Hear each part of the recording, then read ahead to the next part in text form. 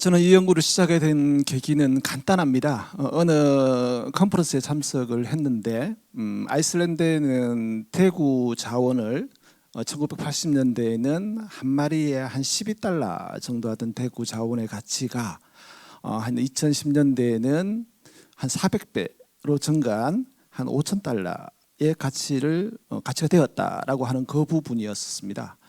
거기에는 단지 우리가 먹고 있는 어떤 살뿐만 아니라 피부 그리고 뼈 그리고 혈액까지 다 활용하는 그러한 사례를 보면서 그럼 우리나라도 지금 자원이 급격하게 감소하고 있는데 그러한 자원이 감소하는 차원에서 덜 잡고 더 가치 있게 소비할 수 있는 방법은 없을까라고 하는 생각에서 본 연구가 시작이 되었습니다.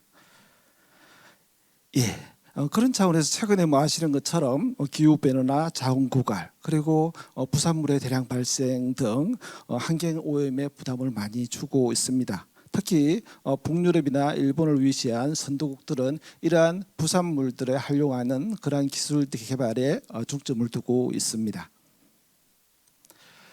그런 차원에서 최근에 이재명 정부도 마찬가지로 순환경제 트렌드가 급부상하고 있고 그리고 현재 수산부산물법이 제정이 돼서 시행이 되고 있습니다만은 제도적 한계가 뚜렷합니다. 그래서 그러한 부분에 착안해서 본 연구를 실시하게 되었습니다.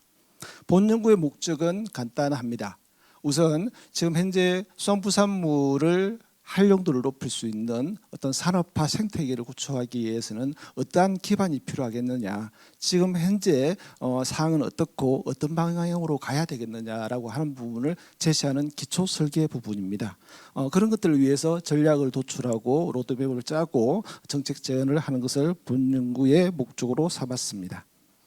본 연구의 추진 체계는 우선 방금 말씀드렸던 것처럼 이러한 인식을 통해서 현재 어떤 사항들인지 환경과 실태를 분석하였습니다.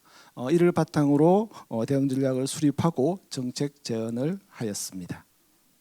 업사이클링은 우리가 주로 얘기하는 리사이클링과는 약간 다릅니다. 일반적으로 얘기하는 재활용이라고 하는 것은 다운사이클링에 속하고요. 업사이클링은 재활용 플러스 가치 상승이라고 이해를 해 주시면 좋겠습니다.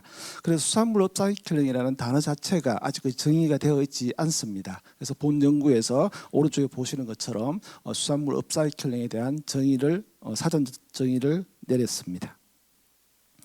일반적으로 수산부산물은 다양한 방법으로 발생을 합니다. 우선 기존 연구들이 한 2편 정도 있는데요. 기존 연구들이 수산부산물의 발생량을 추정하는 방식들이 잘 해오긴 했습니다만은 약간의 제가 볼 때는 좀 예상하지 못했던 그런 부분이 없지 않았었나 싶습니다. 단적인 예로 우리가 원물을 수출하게 되면 부산물은 한국에는 제로가 되는 것이고 반대로 원물을 수입하게 되면 부산물이 우리나라에 남게 되는 것입니다. 그런 부분들, 그게 수출과 수입의 문제, 그리고 생산 단계에서의 어떤 부산물 발생의 문제, 특히 미역이나 다시마 같은 경우는 한 50% 이상이 사료용으로 쓰이기 때문에 부산물이 발생하지 않습니다. 이런 것들을 감안해서 나름대로 저희 연구진들이 부산물의 발생량을 추정을 해보니까 연간 한 200만 톤 정도의 부산물이 발생하는 것으로 추정을 하였습니다. 그리고 제도적 분석도 실시를 하였습니다. 제도적 분석은 다른 연구들에서 많이 수행되었기 때문에 어떤 제도들이 있고 어떤 한계가 있는지 간단하게 분석을 하였습니다. 우선 가장 중요한 수산부산물법부터 시작해서 폐기물관리법 등등 한 6개 정도의 제도적 분석을 실시를 하였고요. 지금 현재 수산부산물법은 폐각 6개 품목에 한해서 제한적인 법이다라고 하는 부분이고 그 외에는 폐기물관리법에 근거해서 운영이 되고 있습니다. 그리고 주요 품목별로 부산물 발생량을 추정을 해본 결과 굴이 한 34만 톤으로 가장 많았고요. 다음은 다랑어류, 맹태, 고등어, 즉 한 10개 상위 10개 품목이 전체의 한 3% 정도를 차지하는 것으로 나왔습니다. 이전에 발표했던 내용 중에서 아까 보니까 저도 처음 알았는데 어류 부산물 수입이 53.3%라고 되어 있더라고요. 그 말은 부산물을 활용도는 있으나 우리나라에서 발생하는 부산물을 전체 다 활용하지 못하고 있다라고 하는 부분에 대한 방증입니다. 전체 부산물이 100이라고 했을 때 지금 현재 부산물 사용량은 한 19.5%로 보고 있고요. 대부분이 사료나 비료 같은 저가품으로 활용이 되고 있습니다.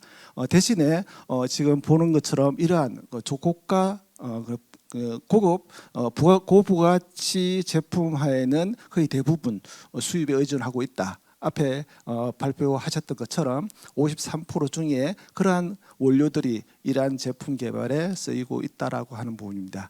많은 수는 아니지만 국내에서도 수산부산물을 활용한 이러한 다양한 제품들이 개발이 시도가 되고 있다라고 하는 부분입니다. 대신에 극히 일부만 제공이 되고 생산이 되고 있고요. 특히 가장 문제는 원료 공급망의 부재 부분입니다. 가장 산업화되기 위해서는 가장 중요한 게 원료 공급의 안정성인데 그런 부분이 여전히 이루어지지 못하고 있다는 부분이고요. 그리고 방금 말씀드렸던 것처럼 이러한 고기능성 제품들은 대부분 수입에 의존하고 있다라고 하는 부분입니다. 외국 사례들도 살펴보았습니다. 우선 북유럽과 일본 그리고 베트남 등을 살펴보았습니다. 처음에는 아무래도 기술적으로라든지 우위에 있는 북유럽을 모델로 우리가 가야 되지 않을까라고 생각을 했습니다만은 연구진들 고민 결과 일단은 가장 큰 차이가 있습니다. 한국의 경우에는 소량 다품목 체제입니다. 하지만 북유럽 쪽은 소품목 다량 체제입니다. 즉 품목 수는 적으면서 양은 많은 그런 체제다 보니까 부산물도 동질성이 높기 때문에 더더욱 활용하기가 수월했다라고 판단이 들었습니다. 특히 오른쪽 가운데 그림을 보시는 것처럼 아이슬란드 같은 경우는 대구 부산물을 활용을 하는데 예전에는 한 40% 50% 활용을 했다면 지금은 2010년대는 한 90%입니다. 지금 현재는 한 98% 정도 활용을 하고 있다라고 알고 있습니다. 거의 그 쓰레기가 없이 활용하는 게 목표로 하고 있습니다. 반면에 일본 같은 경우는 여하튼 산지행과 소비지행으로 나눠서 우리나라랑 비슷한 체제이기 때문에 나눠서 부산물을 활용하고 있는 그런 측면을 볼 수가 있었습니다. 즉 결론적으로는 저희가 모델을 삼아야 될 거는 유럽보다는 일본 쪽이 아닌가라고 해서 일본 쪽의 내용들을 더 깊이 파악을 해 보았습니다. 우선 이런 부산물을 활용해서 식품화하는 이런 것들은 소비자들의 어떤 수용성이 얼마나 되느냐도 중요합니다. 그래서 소비자들을 700명을 대상해서 조사를 했었고요. 의외로 소비자의 인지도나 호응도는 높다. 하지만 구매 의향은 낮다라고 하는 게 결론이었습니다. 특히 본인이 먹거나 피부에 바르는 부분에 대해서는 상당히 부정적인 요인을 결과가 나왔었습니다. 그래서 대부분 이제 소비자들은 다른 제품화를 한다든지 또는 일본처럼 펫푸드로 만드는 그런 쪽에 대한 수요가 큰 것으로 판단이 되었습니다. 그리고 한일 간의 비교도 한번 해보았습니다. 일본과 한국의 전문가들을 대상으로 저희가 설문조사를 실시하였고요. 일본과 한국의 차이는 분명히 어느 정도 뚜렷하게 차이를 보이고 있었습니다. 기술적인 부분, 제도적인 부분 등등에 대해서도 특히 그 중에서 인상 깊게 볼 수 있는 것은 한국 같은 경우는 수산부산물을 건강이나 기능성 제품, 특히 기술 기반에 포커스가 맞춰져 있다라고 한다면 일본의 경우에는 펫푸드 등 비식용 시장에 대한 포커스가 맞춰져 있더라라고 하는 부분입니다. 네, 앞서 본 현황과 사례들을 통해 가지고 한 5가지의 방향성을 도출하였습니다. 그래서 소비자 신뢰, 제도, 경제성, 기술 그리고 협력 체계 이 5가지의 요인으로 전략을 수립하는 것으로 도출을 하였습니다. 일본과 한국의 전문가들을 대상으로 IPA 분석을 실시한 결과입니다. 우선 오른쪽에 보시는 것처럼 1사분매는 지금 현재 성과도 높고 중요성도 높은 부분입니다. 즉 현상을 유지해도 되는 부분이고 2사분매는 성과는 낮지만 중요도가 높은 부분, 즉 2사분매는 최우선적으로 개선을 해야 될 부분입니다. 그래서 2사분매를 보시면 일본의 경우는 제도, 한국은 경제적 가치, 한마디로 돈이 되냐 안 되냐, 그리고 원료 공급, 등을 가장 우선순위로 뽑았습니다. 이걸 도식화해 보면 지금 그림처럼 보입니다.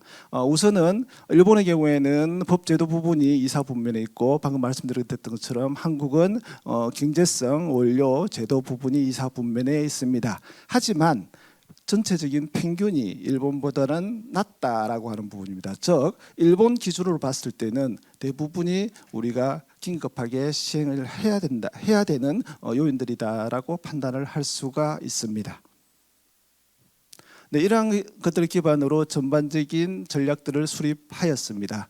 크게는 2대 목표, 5대 전략을 수립하였고요. 목표는 첫 번째 목표는 고부가가치 산업화. 그리고 두 번째 목표는 북유럽처럼 제로 웨이스트 실현을 자기적인 목표로 삼았습니다. 이를 달성하기 위해서 핵심 전략으로서는 소비자 신뢰성 제고, 제도 기반 강화, 안정적 공급망 구축, 부가가치 기술 개발, 그리고 내외 협력 체계 구축이라는 전략들을 수립하였고요. 그러한 구성들이 어떻게 연계가 되는지를 오른쪽의 그립처럼 연계성을 분석을 해 보았습니다. 이를 바탕으로 저희가 로드맵을 3단계로 구분을 하였습니다. 우선 순차적으로 시행을 해야 되지 않을까 싶습니다. 지금 현재 실천 가능한 것부터 1단계, 2단계, 3단계 각각의 단계별로 목표를 수립하였고요. 3년, 6년, 5년, 7년으로 최종적으로 2040년에 이러한 목표를 달성한다는 목표하에 시차별 계획을 수립하였습니다. 그럼 이러한 것들을 누가 시행을 해야 되느냐라고 하는 부분을 가지고 추진 체계를 정부와 지자체, 기업, 그리고 연구기관, 소비자 각 이러한 관계되는 기관들의 역할들을 도출해 보았습니다. 지금까지의 내용들 가지고 한 4가지 정도의 정책 제안을 실시를 했습니다. 우선적으로 가장 중요한 것은 소비자의 수용성 부분입니다. 제품을 한다고 해서도 소비자들의 받아들일 수 있는 부분이기 때문에, 그래서 소비자 신뢰성을 높이기 위해서는 관련 위원회를 설치하자. 그리고 인정심사 전담을 구성하자라고 제안을 했고요. 그리고 이러한 제품들을 사용을 많이 해보아야 되기 때문에 경험 프로그램을 운영하자. 특히 지역 축제를 활용한다든지 박람회를 개최한다든지 이런 부분들을 제안하였습니다. 두 번째는 업사이클링 존을 제안을 하였습니다. 우선 근역별로 또는 품목별로 업사이클 존을 제안을 하였습니다. 세부적으로는 광어 같은 경우는 제주도 존, 그리고 전북은 완도 존 등의 업사이클 존을 제시를 하였고요. 특히 이제 그 완도 농군단지라든지 여수 가공단지 같은 경우가 일본 사례 야이즈 가공단지 사례들처럼 그런 단지화해서 업사이클링을 할 수 있는 그러한 존을 제시를 하였습니다. 기술은 지금 산업 초기 단계이기 때문에 우선적으로 지금 키오스트에도 많이 연구를 하고 있습니다만은 국가 차원의 기술이 우선되어야 된다라고 주장을 하였고요. 그래서 기술 표준화라든지 원료 공급 체계 등을 제안을 해 두었습니다. 그리고 무엇보다 중요한 것은 기술이 있고 소비자가 받아들인다 하더라도 원료 공급의 안정성이 우선이 되어야 합니다. 그래서 원료 공급의 안정성을 위해서는 FPC를 활용한 안을 제안을 하였고요. 그리고 이러한 것들을 잘 운영을 하기 위해서는 근역별, 품종별 클러스터를 운영할 지정해서 운영하도록 제안을 하였습니다. 단적인 사례로 부산 고등어 부산물 클러스터, 그리고 제주 강어 부산물 클러스터 등을 제안하였습니다. 예, 마지막 부분입니다. 마지막 부분은 상설 거버넌스를 구축하고 특히 앞서 봤던 것처럼 일본이나 북유럽 등 국제 협력을 강화해서 기술적인 부분 그리고 인정 부분 이런 부분들을 체계를 강화하는 것을 제안을 하였습니다. 예, 이상으로 발표를 마치겠습니다.